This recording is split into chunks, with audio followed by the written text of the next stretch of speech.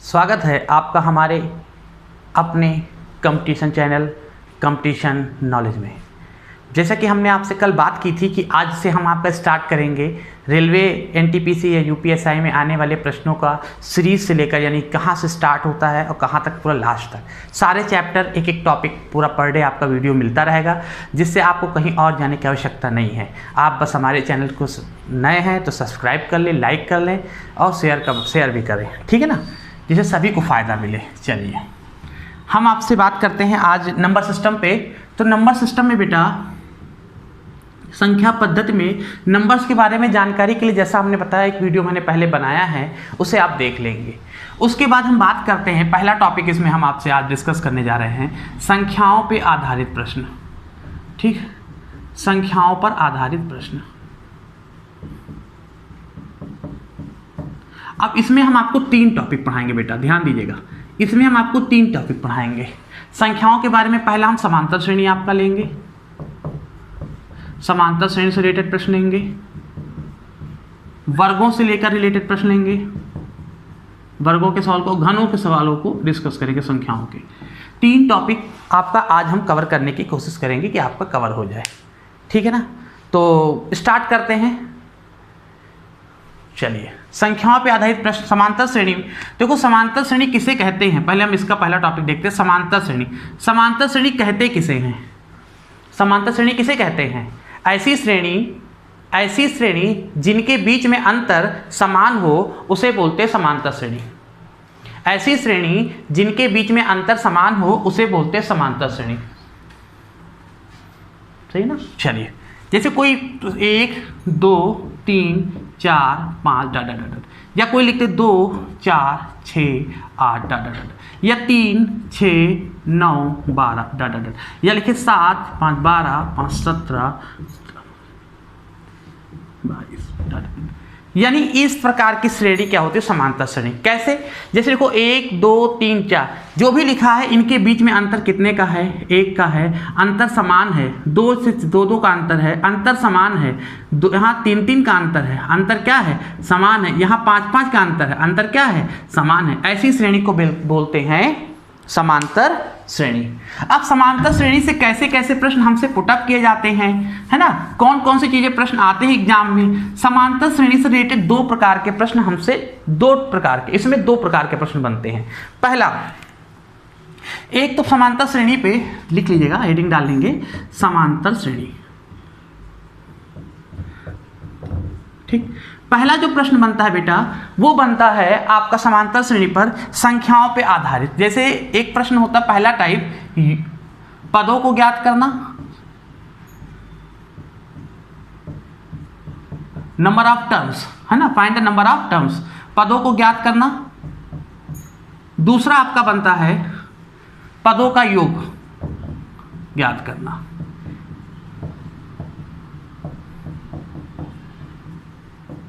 दो प्रकार के प्रश्न हमसे बनते हैं। फॉर एग्जाम्पल से पदों को ज्ञात करना, जैसे एक सीरीज हमने लिख दी। पहला प्रश्न देखिएगा, एक प्रश्न हम लिखते हैं, जैसे लिखा है, मान लो जैसे यही प्रश्न लिखा 7 5 12 5 17 5 22 डा डा डा डा डा, श्रेणी का, अब आपसे कोई भी पद पूछेगा 50वां 15वां 30वां, श्रेणी का 30वां पद।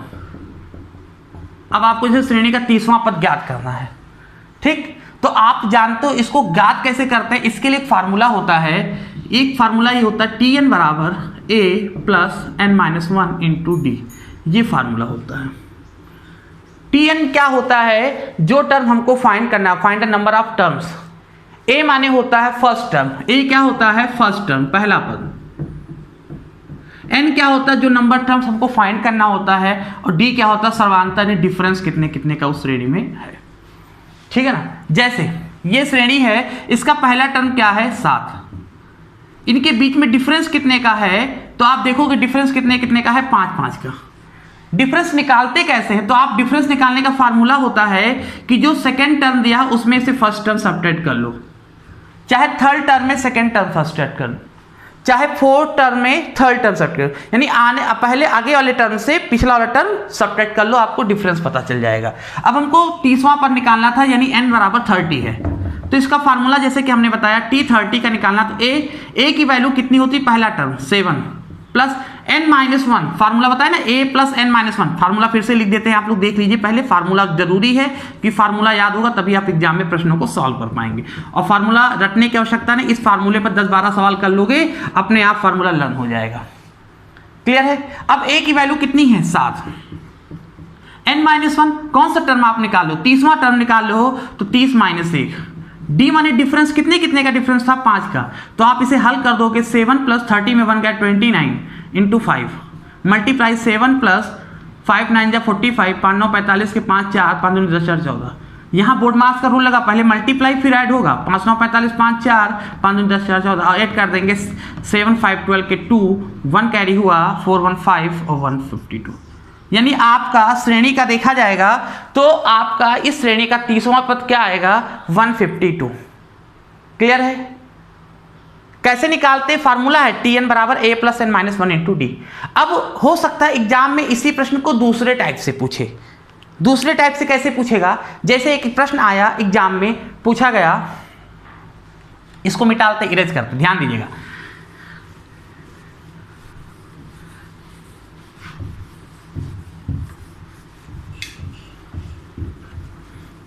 जैसे एक प्रश्न पूछा गया,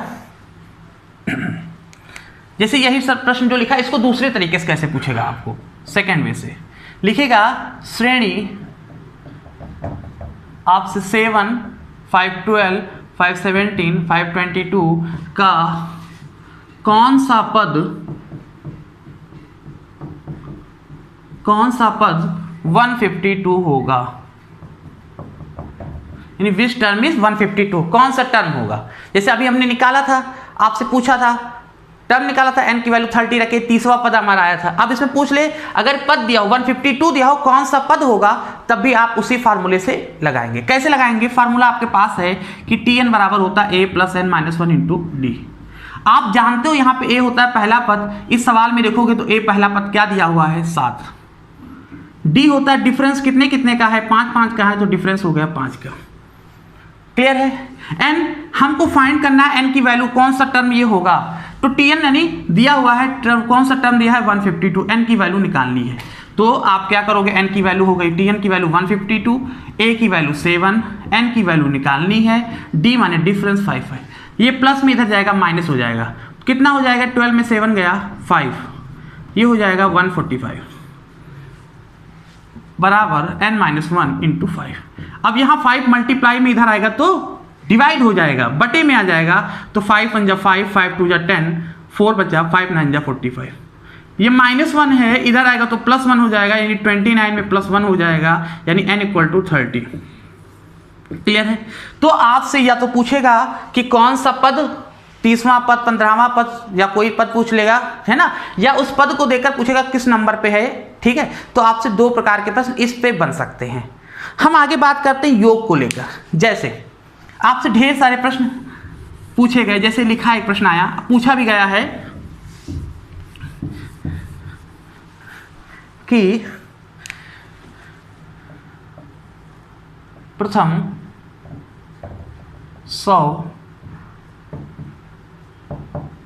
100 प्राकृतिक संख्याओं का योग क्या होगा। प्रथम 100 प्राकृतिक संख्याओं का योग ज्ञात कीजिए। अब हो सकता है एग्जाम में आपसे 50 पूछ ले, 200 पूछ ले, कुछ भी पूछे, तो योग का यहाँ पे प्रश्न बनता है। और समांतर श्रेणी के योग का एक फार्मूला होता है बेटा, योग बराबर होता है, याद कर लेंगे, पहला पद लिख लीजिएगा, पहला पद प्लस अंतिम पद बटे 2, और गुणे में लिख देंगे कुल पद, यानी पहला प्लस आखिरी बटे 2 गुणे कुल पद, ये आपका फार्मूला होता है। क्लियर है, दिख रहा होगा, सही है ना, दिख रहा है ना, क्लियर है, बस ठीक है। तो योग श्रेणी का इसमें निकालना है, जैसे इसमें ये 1 + 2 + 3 + +100, तो अगर हम इसको ऐड करते तो काफी टाइम टेकिंग है, हमारे लिए फार्मूला लिखा है, हम इससे आराम से हल कर लेंगे। कैसे बेटा, देखिएगा, योग बराबर होता है पहला पद, और पहला पद यहाँ पे क्या लिखा है 1, प्लस अंतिम पद क्या दिया है 100 बटे 2, गुणे कुल पद, तो पहला दूसरा तीसरा 100 है तो 100 ही पद दिए हुए हैं। इसको हल करेंगे 101/2 गुणे 100, 2 से कटा 2 पंचे 10, 0 यानी हो गया 5050। क्लियर है, समझ में आ गया होगा। ठीक, ये आपका हो गया समांतर श्रेणी के आधारित प्रश्न। अब हम बात करते हैं वर्गों को लेकर प्रश्न। इससे समांतर श्रेणी से और भी प्रश्न बन सकते हैं, ठीक है ना। जैसे एक प्रश्न और आपको हम करवा देते हैं,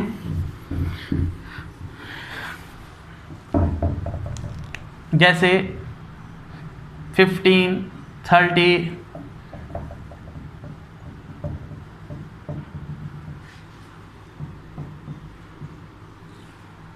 हाँ श्रेणी लिख दीजिए,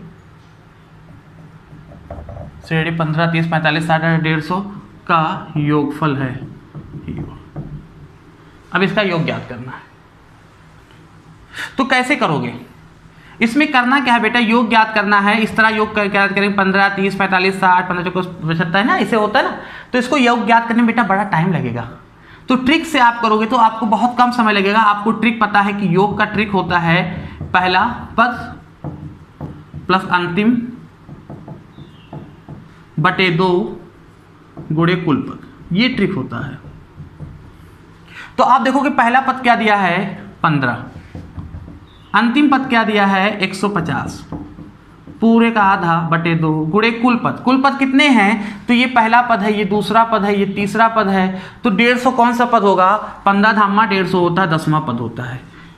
15 धामा 150 होता है, ये 10वां पद होता है। 150 और 15 होता है 160, 175, 165 होता, सॉरी 165/2 गुणे 10, 2 पंचे 10 काट देंगे, 2 पंच 25, 5, 2 5 31, 2 32 के 2, 3 5 1 5 3 8। तो आपको समझ में आ रहा होगा, ठीक है ना, क्लियर।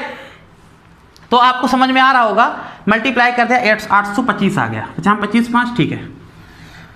अब कुछ लोगों को सामने समस्या आ जाती है कि सर ये बताइए, ये जो कुल पद लिखा है ना, अगर बीच में कुछ ऐसा पद दिया हो कि जो हमें ना निकाल, जैसे आप तो बता दिए 10वां पद है, हो सकता है आप ना निकाल पाओ। तो हमने पद के लिए भी एक फार्मूला आपको इससे पहले बताया था कि पद जब भी ज्ञात करना हो तो उसके लिए ये फार्मूला होता है।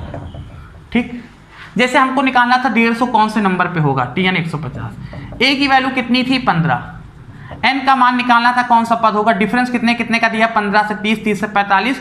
तो सेकंड में से फर्स्ट सब्ट्रैक्ट कर लो, चाहे थर्ड में से सेकंड सब्ट्रैक्ट कर लो, चाहे फोर्थ में थर्ड सब्ट्रैक्ट कर लो, नहीं उससे आगे वाला पद उससे पिछला वाला पद सब्ट्रैक्ट कर लो। तो यहाँ पे डिफरेंस कितने कितने का है 15 का। तो आप देखोगे ये 15 प्लस में इधर जाएगा तो माइनस हो जाएगा, तो कितना बचेगा 135 बराबर n-1 इंटू 50। 15 9 135 होता है 9, ये -1 इधर आएगा प्लस हो जाएगा, तो ये आ जाएगा 10वां पद। आप चाहो इतना बड़ा करके देख लो, जिनको डाउट हो, जिनको ना प्रैक्टिस हो, वरना आपको डायरेक्ट योग का फार्मूला लगा देंगे, आपके प्रश्न का आंसर आ जाएगा।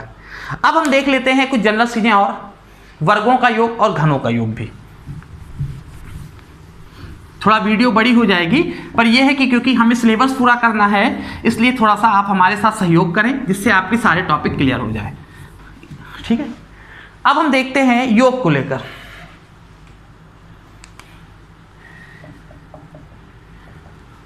जैसे अगला है वर्गों का योग।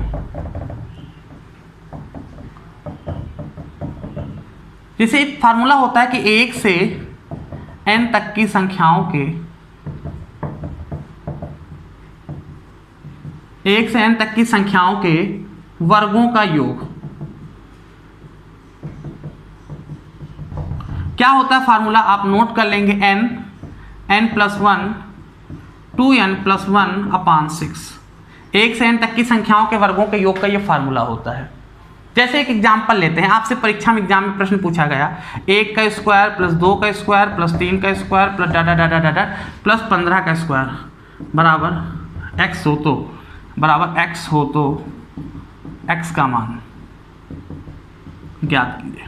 ठीक, तो करना क्या है, आप देख लो, ये योग के बारे में प्रश्न कर रहा है। अगर हम निकालेंगे 1 का स्क्वायर 1, 2 का स्क्वायर 4, 3 का स्क्वायर 9, 4 का स्क्वायर 16, 5 का 25, फिर इनको ऐड करेंगे तो काफ़ी टाइम टेकिंग होगा। इतना समय हमारे पास परीक्षा में होता नहीं है, तो हम इसको फार्मूले पे पुटअप कर देंगे। एक से दिया होना चाहिए। देखो ये श्रेणी एक से दी हुई है, हाँ दी हुई है। n कहाँ तक ये श्रेणी गई है, तो आप 15 तक ये श्रेणी गई है। n की वैल्यू कितनी दी है, 15। अब आप इस फार्मूले में ये मान रख देंगे योग का, योग बराबर होगा n का मान है 15, 15 में 1 जोड़ोगे 16, 15 का देखो 2n लिखा है, 15 का 2 से गुणा करो 2n, 15 दूना 30 और उसमें 1 जोड़ोगे आ जाएगा 31 बटे क्या लिखा है फार्मूले में, बटे 6। 3 पचे 15, 3 दूनी 6 और 2 अट्ठे 16, 5 अट्ठे 40 और गुणे 31, यानी आपका आ जाएगा 4 एकम 4, 4 3 12, 1240 आपका आंसर आ जाएगा। क्लियर है? ये हो गया आपका वर्गों का। अब हम देख लेते हैं घनों का योग, इसका भी फार्मूला आप देख लेंगे। क्लियर है? वर्गों के बजाय आप घनों का देख ले एक प्रश्न।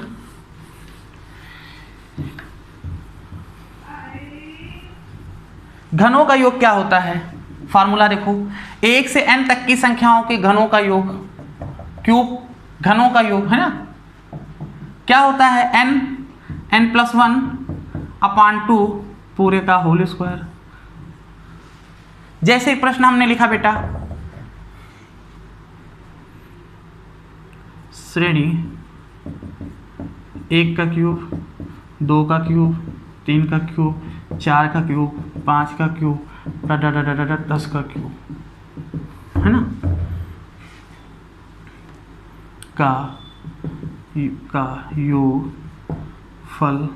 का योगफल ज्ञात कीजिए। एक चीज और याद रखना कि हो सकता है परीक्षा में इस सवाल को थोड़ा एक्सप्लेन करके इस तरह भी लिख दे, 1 का क्यूब 1 होता है, 2 का क्यूब 8 होता है, 3 का क्यूब 27 होता है, 4 का क्यूब 64 होता है, ऐसे करके आपसे कहे प्लस 10 का क्यूब 1000 है, इसको जोड़ो। तो आप कंफ्यूज मत होना, आप समझ लेना, या तो ये वर्गों में देगा या तो घनों में देगा। तो आप देखो 1 का क्यूब है, 2 का क्यूब है, 3 का क्यूब, आपका माइंड, आप प्रैक्टिस करते रहोगे तो आपका माइंड तुरंत काम करेगा कि हाँ ये तो उसका क्यूब वाला फार्मूला है। ठीक, देखो 1 से शुरुआत है, कहाँ तक गया है, देखो 1 से शुरुआत है, कहाँ तक गया, 10 के क्यूब तक, यानी 10 तक गया, ये 10 का क्यूब है, 10 तक गया है। तो n का मान यहाँ पे कितना हो जाएगा, 10। फार्मूला आपके सामने लिखा है, तो योग बराबर होता है n+1, n का मान है 10 और 10 में 1 जोड़ोगे कितना होगा 11, अब पूरे का बटे 2 और पूरे का होल स्क्वायर। तो 2 पंचे 10 होता है बेटा और 11 पचे 55, और 55 का होल स्क्वायर कैसे निकालते हैं देखो, तो आपको हम ट्रिक बता देते हैं, ध्यान दीजिएगा। आप 5 यहाँ लिखा है 55 का स्क्वायर निकालने के लिए 5 का स्क्वायर क्या होता है 25, और 5 में 1 जोड़ो 6, 5 में 1 जोड़ो 6 और 6 पंचे 30, यानी इसका स्क्वायर कर देते हैं और इस संख्या में 1 जोड़ के उससे गुणा कर देते हैं, 5 में जोड़ो 6, 6 पंचे 30, 30 25 इसका आंसर होगा। ठीक है ना, क्लियर, समझ में आ गया होगा उम्मीद है। तो इस चीज़ को हम एक बार फिर से डिस्कस कर देंगे आगे आने वाले वीडियो में। अगर आपको हमारा ये वीडियो पसंद आया है तो चैनल को सब्सक्राइब कर लें, जिससे आगे आने वाले वीडियो की आपको नोटिफिकेशन मिलती रहे। चैनल पर लाइक कर दें, शेयर कर दें, जिससे और भी व्यक्तियों को और भी आपके हित मित्रों को फायदा हो। ठीक है ना, और कल इसके आगे कंटिन्यू करते हैं। आज हमने संख्याओं पर आधारित कुछ प्रश्न बताएं, कल भी आगे इसके और भी चैप्टर्स हैं, जैसे बाढ़ से रिलेटेड प्रश्न, जानवरों से रिलेटेड प्रश्न है ना, तो वो सब हम कल के क्लास में डिस्कस करते हैं। आज के लिए इतना पर्याप्त है, तब तक के लिए धन्यवाद।